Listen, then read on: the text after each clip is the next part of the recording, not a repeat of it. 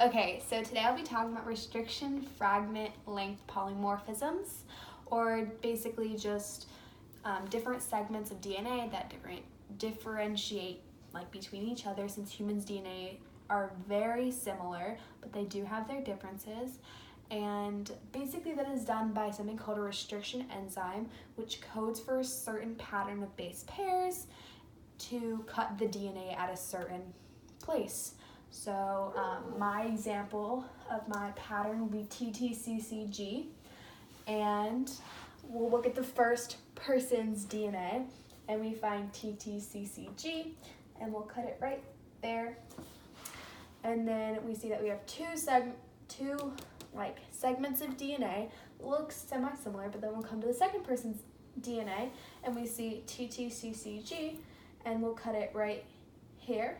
And then we see TTCCG again, and we'll cut it there. So we have three segments here, a really short one, like a small one, and then a super long one, but that makes their DNA different. And then here we'll find TTCCG, and we'll cut it there. But here we have one super long segment and then a short one, which also makes this person's DNA different from theirs.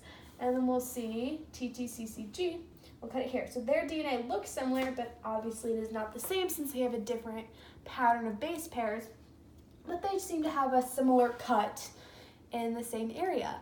But basically what you would do with this is you'd put this data on a graph comparing the amount of base pairs before the next pattern, and you could also put this into gel electrophoresis to do that for you, and the longer segments would be closer to the negative side, while the shorter segments will be closer to the positive side because they move faster, but that will be covered in the next video.